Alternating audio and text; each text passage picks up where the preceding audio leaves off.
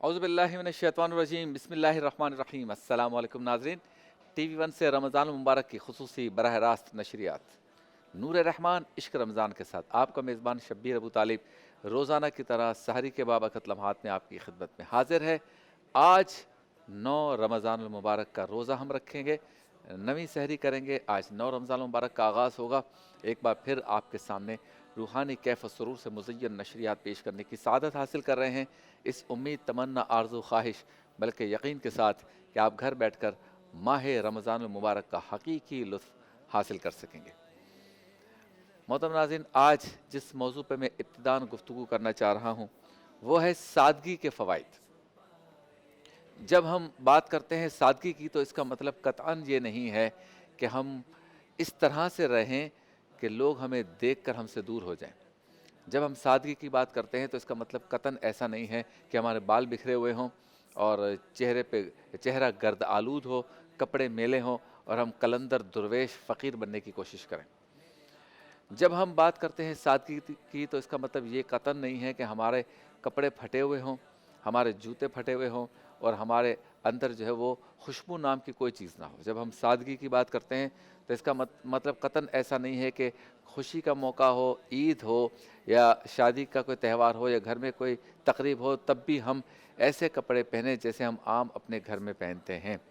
सादगी की जब हम बात करते हैं तो इसका मतलब कतन ये नहीं है कि अल्लाह ताला ने हमें नेमतें दी हैं, हम अच्छा लिबास पहन सकते हैं, अच्छा नज़र आ सकते हैं, लेकिन हम अच्छा नज़र आने की कोशिश ना करें। सादगी का मतलब ये कतन नहीं है कि हम जो फ़ैशन है, जायज़ और शरई उसूलों के अंदर आने वाली, उसकी हदूद के अंदर आने वाली जो फ़ैशन है वो भी ना करें।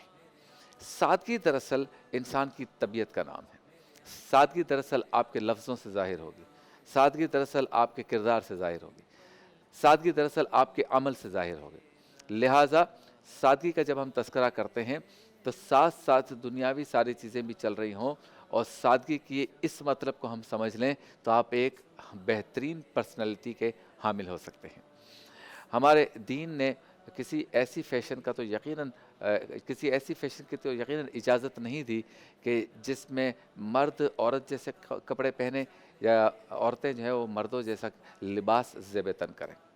हमारी शरीयत ने कतन ऐसी किसी फ़ैशन की इजाज़त नहीं दी कि जिसमें मर्द औरतों की तरह बाल रखें और औरतें मर्दों की तरह बाल रखें।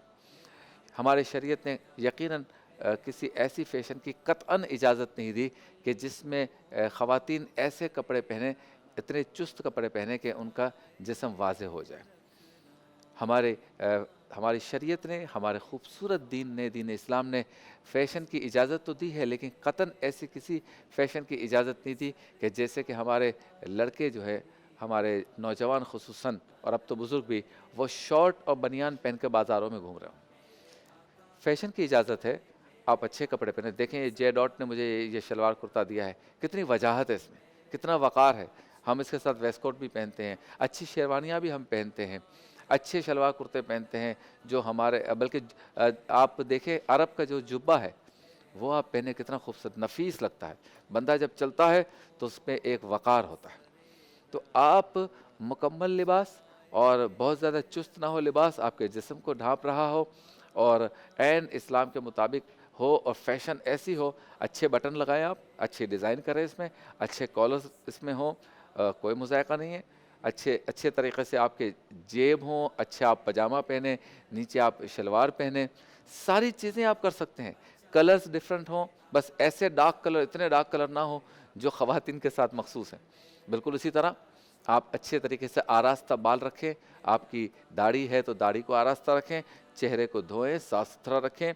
इसमें जो फाजिल बाल हैं उसको हटाकर आप अपने चेहरे की हिफाजत करें, अच्छे फेस वॉश इस्तेमाल करें, अच्छे जो है कॉस्मेटिक में जो मर्दों को इजाज़त है वो आप इस्तेमाल करें, क्रीम्स इस्तेमाल करें, ख़ुद को नफ़ीस रखें, हाथों की हिफाजत करें, जो आपको देखे अच्छी खुशबू लगाए, जो आपसे मुसाफ़ा करे उसे लुत्फ़ आए, मज़ा आए।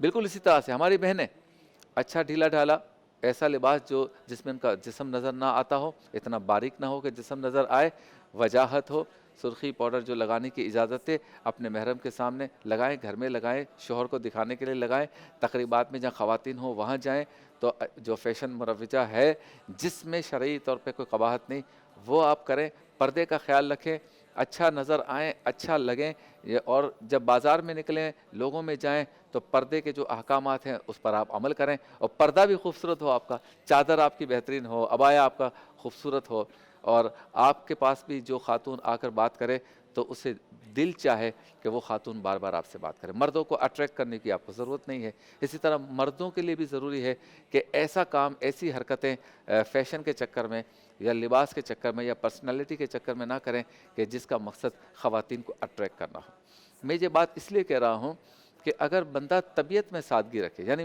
سادگی میں ایک چیز آ جاتی ہے غرور اور تکبر کا نہ ہونا۔ آپ کے پاس اگر پیسہ بھی ہے، اللہ نے نعمتیں بھی دی ہیں، آپ غریبوں کے ساتھ بیٹھے ہوں، متوسط طبقے کے ساتھ بیٹھے ہوں، کوئی دوست آپ سے کہے کہ آج میرے ساتھ چائے پیو، روڈ پر بیٹھ کر، ٹھیے پر بیٹھ کر، کہیں ٹھیے پہ جا کے دال چاول کھائیں، تو یہ سب سادگی میں آتا ہے۔ آپ اپنے آپ کو ایسا فقیر رکھیں کہ جیسا فقیر بننے کا شریعت نے حکم دیا ہے، طبیعت میں فقیری ہو، فقر ہو، تکبر نہ ہو، نگاہیں نیچی ہوں، تو ایسی سادگی کو اختیار کریں، ایسی سادگی اپنی طبیعت کے اندر پیدا کریں، ایسی نفاست پیدا کریں، ایسی وجاہت پیدا کریں اور ایسا وقار پیدا کریں۔ اللہ تعالیٰ ہم سب کو عمل کی توفیق عطا فرمائے۔ بریک پہ جائیں گے، جب واپس آئیں گے قرآن پاک کی ایک یا چند آیتوں کا ترجمہ، مختصر تفسیر بیان کریں گے مفتی اسحاق مدنی صاحب۔ کلام عشق میں میزان عمل ہمارا آج کا موضوع ہوگا۔ سوال ہمارا، جواب آپ کا میں آپ کے سامنے سوال رکھوں گا، کیا سارے سرکاری آفیسرز، کیا سارے سرکاری لوگ واقعی ملک کی خدمت کر رہے ہیں؟